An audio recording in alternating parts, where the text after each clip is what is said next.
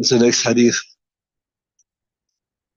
Same thing, if you go for nonsense today, you really need to, you say sit here and you'll wash your pants here then. Bismillah.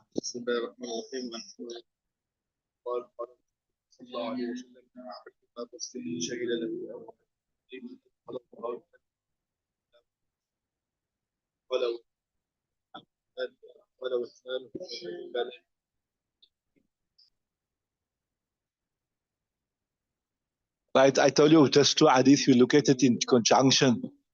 وعن عمر narrate the author as عمر قال رسول الله صلى الله عليه وسلم أيما مسلم شهد على أربعة بخير, whichever Muslim, right, four people bear testimony with regards to goodness to him. That was after he passed away. He said, this was a good man, mashallah. He assisted me in my time of need or whatever. Or this lady was a good lady. She assisted people, etc., etc. I was telling you people yesterday, our Mufti Sahib, his wife passed away, and the amount of testimonies, glowing testimonies, people paid to her, that she was such a good person, that people, she lived with the in-laws and she made khidmat of the in-laws for so many years, mother-in-law, father-in-law, brother-in-laws, etc. They all came and spit them. Maybe I should just play this clip for you.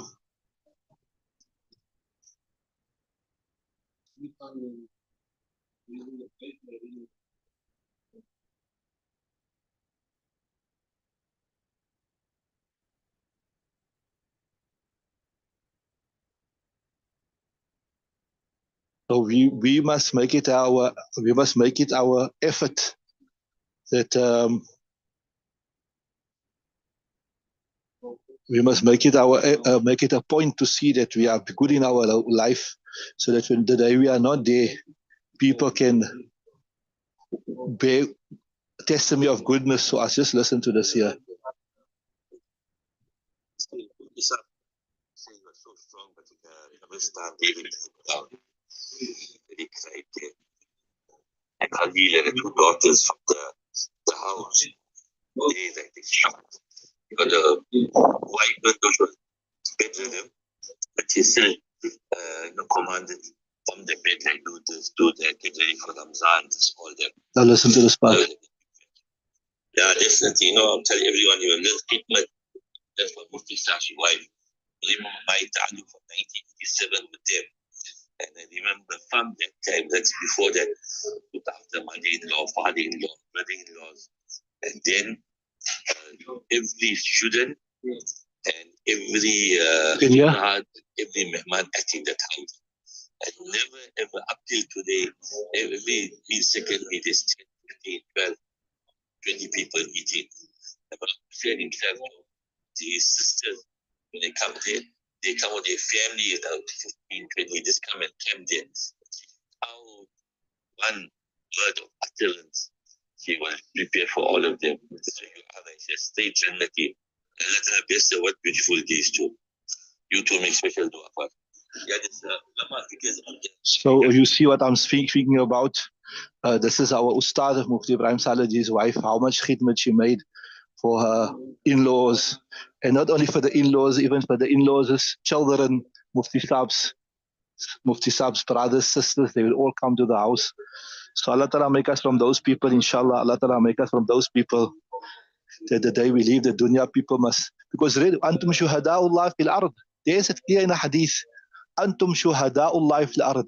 What the people say is a reflection of Allah Ta'ala's sentiments. What the people say is a reflection of Allah Ta'ala's sentiments. So sometimes you think, oh, go to that guy can go to hell, and what must I worry about him? Why must I do for him?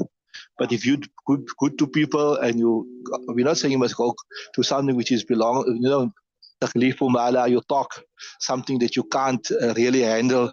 But as far as you can, if you can accommodate people, if you can help people, you can assist people, that the day you're not there, people can say, this was a good person, then that is a reflection of what? How Allah Ta'ala will deal with you.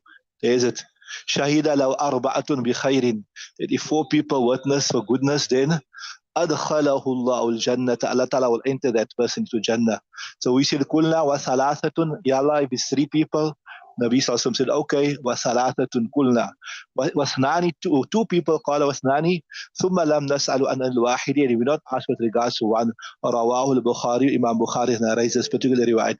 Now remember I told you that these type of hadith where the numbers change, there's generic answers you can give. Like I told you the same one. Remember I mentioned yesterday that Nabi Sallallahu said, Ya Rasulallah, or Rasulullah said, if a person has 3 daughters, he grow them up properly according to Shariat, and he get them married, etc., according to Shariat, etc., then he will get Jannat. Then Nabi Sallallahu, the one Sahabi said, Ya Rasulullah, what if you got 2 daughters? Then Nabi Sallallahu said, okay, 2 daughters. Then somebody said, what if you got 1 daughter? Then Nabi Sallallahu said, okay, even if you got 1 daughter. So I told you the answer for this type of things is that Allah Ta'ala creates takhfif. Maybe initially Allah Ta'ala informed the Rasulullah that with 3 daughters. And then Allah Ta'ala made it easier. He gave the same fazilas for 2 daughters. And then Allah Ta'ala made it even easier and He gave the same fazilas for 1 daughter. So Allah Ta'ala make us from amongst those people. Allah Ta'ala make us from amongst those people. That inshallah that the day we are not there, people must mention good things about us. Ameen. Ameen Ya Rabbal Alameen. Read the next hadith inshallah. رضي الله عنه قال رسول الله صلى الله عليه وسلم لا فإنهم قد أفضوا إلى ما قدموا الصواب. Rawal Bukhari, right? Bismillah ar-Rahman ar-Rahim, narrating the authority of Aisha Siddiqa radiallahu ta'ala anha. She said that Rasulullah said, La tasub, do not verbally abuse the deceased. Right? Do not verbally abuse the deceased. La tasubul amwat. Because they went to that which they have sent forth. So this hadith could mean 2 things. Remember I told you, the one thing I told you is there's a hadith that said, Uzkuru mahasina mautakum. That always mention the good of the deceased. Now, no matter who the deceased is, he even maybe he never read Salah or whatever, but always some person will have some good. Sometimes you get some people, maybe they're not so good in the field of ibadat, etc., etc. But they're very helpful. They do a lot of khidmat or some things. Like, sometimes you get certain people, maybe they're not good in khidmat, but they do a lot of ibadat, etc. So every single person that you look, any person who it is, there will be some goodness in him. There will be some goodness in him. Definitely, there isn't any person who is totally bereft of any goodness. So when a person passes away, inshallah, even though that person may have had weaknesses, etc., recognize what is the good points in that person and speak about that, because the hadith said, and that is also a good omen. What is it? It's a good omen because Nabi Sallallahu Alaihi Wasallam said that, look here, that if somebody witnessed, or sometimes maybe a person, maybe he never had a beard even, or maybe he never read Salah even, so maybe he never read Junnah, but he was very helpful. You could go to him and you could ask him, Maaf, I've got this problem here, or I'm stuck on my car, is this or this or this. And that person say, come, let me help you. So everybody, no matter who it is, he's got some good in him. He's got some good in him. So when a person passes away, remember for him for that. Uzkuru mahasina mautakum. So that is one explanation of the hadith, that you remember a person which is good. And as I told you, the reason why it's a good omen, because antum shuhada'ullah fil ard. You are the witnesses of Allah subhanahu wa ta'ala on this earth. So when you mention good, it's a tafa'ul. It's a good omen that inshallah Allah ta'ala will also treat that person with goodness, inshallah, right? That's one thing. Then the other thing is that la tasubul amwat. Do not verbally abuse. فَإِنَّهُمْ قَدْ أَفْضَوْا إِلَى مَا, because they have went forth to what they've gone to what they've sent forth. So in other words, look here, if this person was a bad person, if this person was not a good person, then but this person is going to meet his Moses, he's going to meet his fate, right? So what's the point of you saying, this was a wretched person, this was an evil person, this person was like this person was like that, etc., etc. That person is going to meet his fate, and whatever he, like how we say in English, as you sow shall you reap, as you sow shall you reap. So he's going to get what was put out for him. So there's no benefit in you abusing him or anything. He's going to get what is coming his way. You understood? So 2 explanations I gave you there. Okay, read the next one. جابر رضي الله عنه أن رسول الله صلى الله عليه وسلم كان يجمع بين الأمور واحد فيقول إذا أشير له إلى أحدهما قدم Okay, let me translate. Bismillah ar-Rahman ar-Rahim. Narrating the authority of Jabir radiallahu ta'ala anhu. أن رسول الله صلى الله عليه وسلم that Rasul كان يجمع بين رجلين من قتل أحد في ثوب واحد. He used to gather between two people from amongst قتلى is a jama of qatil, ne? The jama of qatil, and the qatil means those who were killed, and qatla. So this is qatala, qatala. You got three original letters there. So this alif mamduda will be a sign of ta'anis, so that's why it is ghayr munsarif. Remember when you got this alif mamduda besides the three original letters, then it is ghayr munsarif. So by the qatla, Uhud is together between two men from the deceased or from the slain of Uhud في ثوب واحد in one cloth. ثم يقول, and he said أيهما أكثر أخذا للقرآن, which one of them two had taken more from the Quran. فإذا أشير إلى أحدهما, when it was indicated to one of them that this person here, this particular person here, knew more Quran than the other person, right? قدمه في اللحد, he should put him first in the lahad, right? Or put him ahead, or put him in front, you can say. وقال أنا شهيد على هؤلاء يوم القيامة. Subhanallah. So this is the first time the Muslims suffered a great number of fatalities, because remember in Badr they were victorious and Uhud was just after that. So you can see the Muslims were probably very shaken up, they were very moved by the death of all these Sahaba Ikram.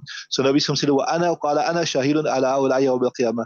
I will be a witness in favor of these people on the day of Qiyamah. Right, يوم القيامة. وأمر بدفنهم بدمائهم, and he commanded that they be buried بدمائهم, with their blood. ولم يصلي عليهم, and he did not pray janazah namaz upon them. ولم يغسلوا, and neither were they bathed. So here the hadith is speaking about three things, right? They were not, their clothes was not removed, number one. Number two, they were not bathed, and number three, the salat was not read upon them. Rawah Bukhari, Imam Bukhari narrates this particular riwayat. Before we look at the fiqh of the hadith, we look at the technicalities of the hadith, which there is quite a bit of technicalities in the hadith. But before we look at that, see what Nabi sallallahu alaihi wasallam done. Those person who had more Quran in his heart, he was given preference, right? So this shows you that Nabi sallallahu alaihi wasallam wanted to entrench in the heart of the Sahaba Ikram the virtue of those people who learned more Quran. And even us, we should be the same thing. The ulama, the huffaz, etc. Those people who got more Quran in their heart, they should be respected, they should be honored, etc., etc. Right? Are you guys with me? The person who's got more Quran in his heart, he should be honored, he should be respected. Because even in the grave, such a person is honored, such a person is respected. Allah Ta'ala make us from Ahlul Quran wa khasatuhu. Right. So, walam yusalli alayhim. He did not pray upon them. Walam yusalli alayhim. That is the one. So first thing that was said here, that there was ijtima'i graves. That means what ijtima'i graves, what we say in English, we refer to as mass graves. And I'm sure those who were following the war in Gaza, etc., they will know there was a lot of mass graves, right? And normally when there's mass graves, why you have mass graves? When a lot of people die at one time. And then also here it's mentioned in the Shara that this was a very intense battle. It was a very intense battle. And Sahaba Ikram were wounded. They were tired, etc., etc. So to dig a separate grave for each individual might have been a bit difficult. So Nabi also made it easy. So just remember this here. There were over 70 shuhada in Uhud. There were over 70 shuhada in Uhud. And then I tell you the remaining Sahaba Karam were probably tired and they were wounded, etc., etc. And then other point from the hadith, I told you that those people who knew more Quran, they were given precedence, right?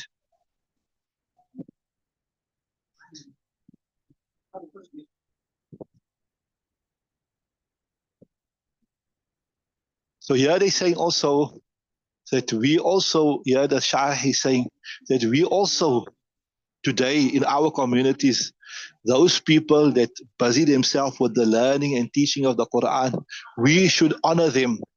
Why? Because it is a lesson for the rest of the community that see this person here, that this person here, he is being honored because he learned the Quran. This person here is being honored because this person is learning the Quran, the hadith of the Nabi Sallallahu Alaihi Wasallam. So when you show respect and you show honor to the people of the Quran, then naturally your own children, your own community, etc., etc. But if you in your own house you're poking fun at the Mali Sab, the Molly Sabs, you're saying, yeah, there's Molanas, they only got big stomachs and they only want to lay and sleep and they want more wages and they this, like this, and like that, and like that, and like that. And you complaining about the Molanas all the time. Then your children, obviously, they also want to have respect for the ulama in their hearts, right? But if you, as a parent, you show respect for the ulama, etc., then the same effect will rub off onto your children. So here, the Shareef is highlighting this point here, that if people as a community, they show respect to those people who sacrifice for the sake of deen, they sacrifice for the sake of Quran, then that effect will rub off onto the whole community, right? So that was just a few takeaways. Now we come to the fiqh of the hadith. So there is ittifaq amongst all the ulama that a person who died on the battlefield, in the Hanafi madhab also, not a person who got any assistance. I don't know, you covered this already.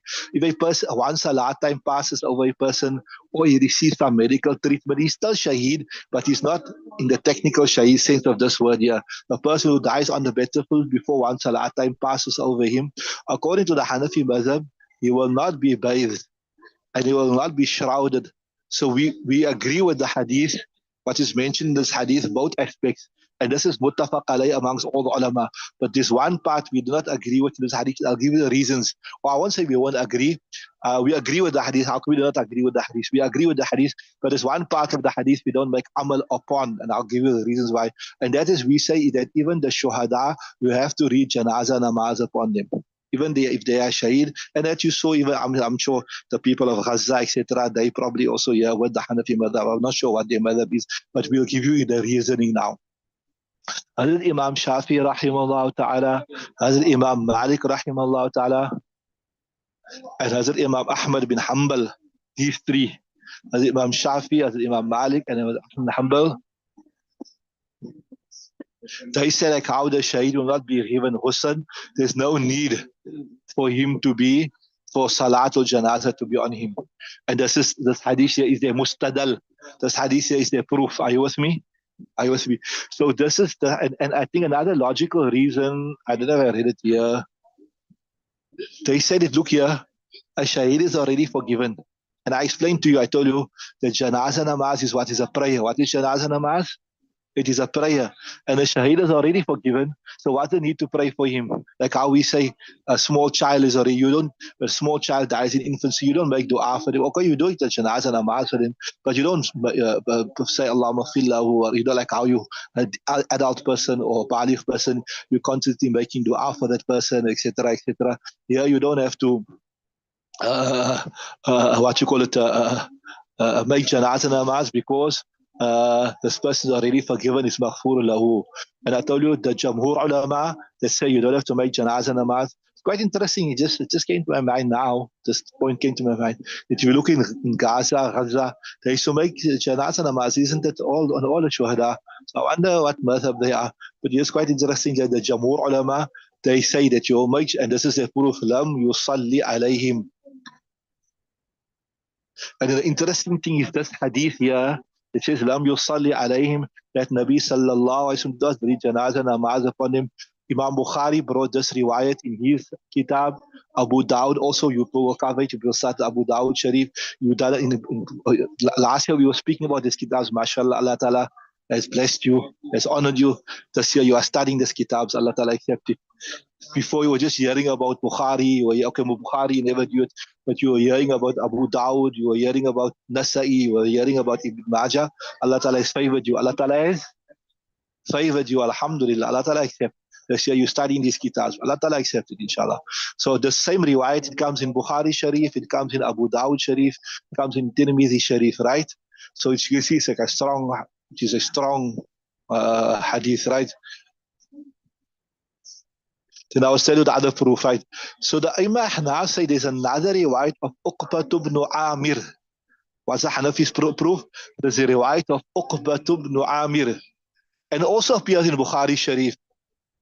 And the riwayat of Bukhari Shareef goes like this here. أن النبي صلى الله عليه وسلم خرج يوما فصلى على أحد صلاته على الميت. So this riwayat here is not saying Nabi Sallallahu read immediately janazah namaz upon the shuhada of Uhud. It's saying at a later stage. What is it saying? Listen again. أن النبي صلى الله عليه وسلم, once Nabi Sallallahu Alaihi Wasallam خرج يوما, he came out of Medina. فصلى على أهل أحد, he read Salatul Janaza upon the people of Uhud. Right. The interesting I mentioned to you yesterday, if you went for Ziyarat to Uhud, Luqman, did I tell you that initially the Shuhada were buried on the battlefield, and then every time it should rain heavy, the bodies used to come up. They told you that. And then I can't remember the details. If anybody got the details, they can share it with us. Then in the time of one king, later king, that current grave, that current place, that enclosed area, the bodies were exhumed and they were all fresh still. They were all fresh. And they were put in the current location where they are now, which is just next to that masjid there. Did you read any salat in that masjid? Did you read salat in that masjid there? Was closed. I heard something's closed for renovation or something. But it's quite interesting. The last time we went, Allah Ta'ala take us all again, inshallah. We went, there was a lot of durus in the masjid. We went Isha time, so as we were leaving, they would just call out the Isha Azan. So we went to what's the name of the masjid again? I forgot. But anyway, there was a lot of students of Deen, lots of students of Deen. You could see them, with the red scarves and the pants right here on top. You can see who's a normal guy and who's a duck Salafi. You can check them pants here in the middle with the red scarf and a short kurta. There was, I don't know if there's maybe university close by or something, but there was a lot of halaqat of ilm that was taking place in the masjid, and I sat a little bit also there. But so the new maqbara is right next to that masjid there, right? So so we say, look here, even though this hadith is saying that Nabi Sallallahu at a later stage came and he made janazah salah. If there was no need for janazah salah, like how you claim, then why did he do it at a later stage? If he done it at a later stage, then probably he done it at an earlier stage as well. Are you with me?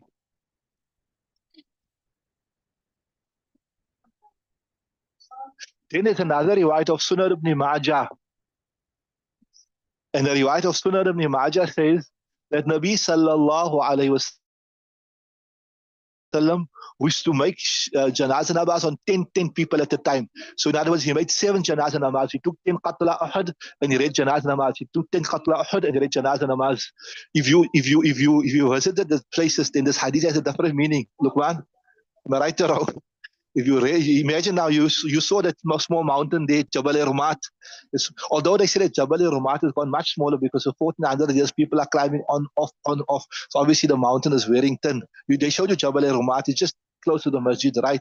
So now when you see in these places, the Ola Hadith has a different meaning. It has a completely different meaning to you. Allah Ta'ala take us all, inshallah, over and over again. I mean, so Nabi, so there's the riwayat goes as such. Ibn Majah says, Ata bihim Rasulullah sallallahu alayhi wasallam. Nabi Sim came to them, فَجَعَلَ يُصَلِّ عَلَى عَشَرَةَ عَشَرَةَ. He read namaz upon 10 at the time. And interesting thing, remember Nabi Sim was very, very, very hurt by the demise of Hazrat Hamza radiallahu ta'ala anhu. So every time, right, so يُصَلِّ عَلى عَشَرَةَ وَحَمْزَةَ كَمَا هُوَ يَرْفَعُونَ وَهُوَ كما هو موضوع. So this riwayat is saying every time Nabi Sallallahu read janazah namaz upon 10 as Hamza was included. He was included every time. So Nabi Sallallahu was very, very hard so upon it because he was killed in a very, very brutal manner. Remember Hinda? She actually chewed the liver of Hamza radiallahu ta'ala anha. Remember? Radiallahu ta'ala anhu. And just to show you how hurt Nabi Sallallahu was by the demise of his uncle, who was almost more or less his age and supported him.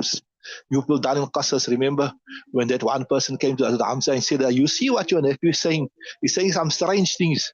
So he said, I say, he wasn't a Muslim, but just because now this person was abusing Nabi Sallallahu he said, I say the same thing what he say, now what you going to do about it? I'm just paraphrasing. Whatever he say, I say the same thing. I claim what he's saying. So now tell me what you're going to do about it. So anyway, just another extra point to show you how hurt Nabi Sallallahu was at the demise of Hamza. Wahshi, who became a Muslim at a later stage, many years later, Nabi Sallallahu accepted his tawbah, but he said, look here, I want to ask you one thing. If you attend my gatherings, my majlis, don't sit in front of me. Because every time I see you, I'm going to hurt from my uncle, right? And if I hurt from my uncle, it's going to be a obstacle for you because you won't draw. Because if I hurt and I have negative perception towards you, then you're going to, it's going to be a barrier for you to draw closer to Allah Ta'ala. And this is just remind me similar to that, you know, when Ali radiallahu ta'ala wanted to marry the daughter of Abu Jahl. So Nabi Sallallahu said, look here, I can't say that you can't marry another woman because that is the Quran. Nabi clearly said, but tell me, how is it that the daughter of the Nabi of Allah and the daughter of Abu Jahl can gather in one house? So ulama explain also the same thing. The point I'm making here. They say that when Nabi Sallallahu said this, that Hazrat Ali mustn't marry Abu Jahl, it was for Hazrat Ali's own good. It was for his own good. Why it was for his own good? Because as Fatima was his very, very special and beloved daughter, right? And then obviously it's natural when a man takes another woman, then she's hurt, right? Am I right or wrong? No matter who it is, she can be the most pious woman under the sun even. She's hurt. And if she's hurt, Nabi also won't be hurt. And if Nabi Sallallahu has some, even though it's natural dislike for Hazrat Ali, or you have a natural, and then that will be a barrier for him between, because Nabi Sallallahu Alaihi Wasallam is what? He is the means of drawing closer to Allah Ta'ala. We can't draw close to Allah Ta'ala without Nabi Sallallahu following Nabi Sallallahu. Well, in kuntum tuhibbuna Allah fattabi'uni. They say if you love Allah Ta'ala, then you have to follow me. So out of his own good, for his own welfare, Nabi Sallallahu Alaihi Wasallam stopped Hazrat Ali from marrying another woman, right?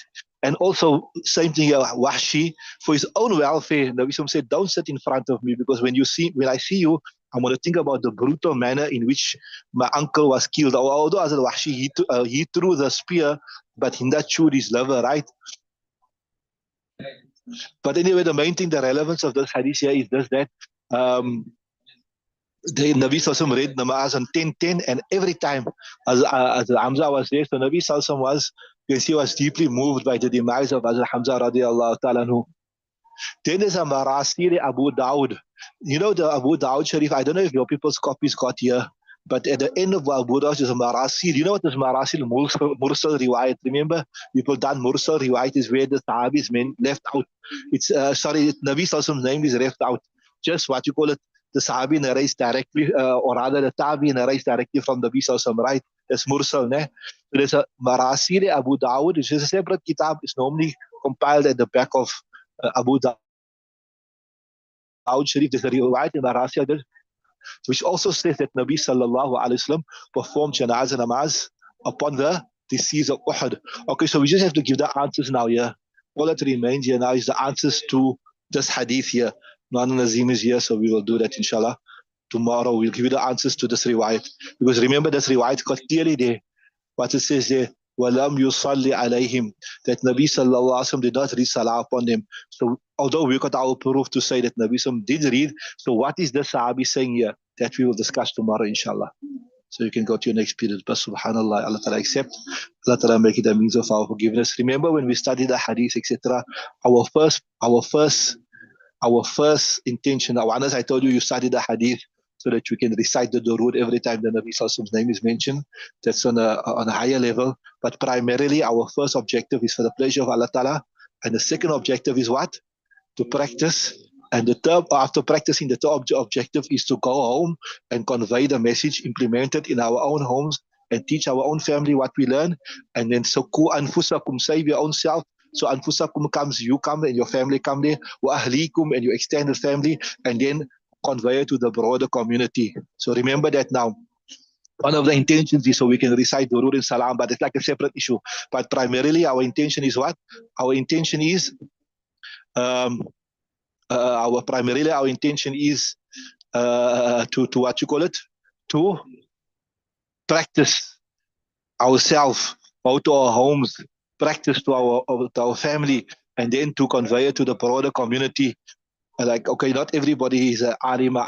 You, inshallah, you'll be giving lectures, you'll be madrasa teachers, etc. So that's one of the ways in which you will propagate it. And then also, um, uh, if you're not maybe in a formal setting, your granny or your auntie, your children, your grandchildren, your nephews, your nieces, Allah Ta'ala give us tawfiq. Allah Ta'ala accept. Allah Ta'ala make the means, the hadith of the Nabi Sallallahu Alaihi Wasallam, a means of shifa for us. Allah Ta'ala grant us cure.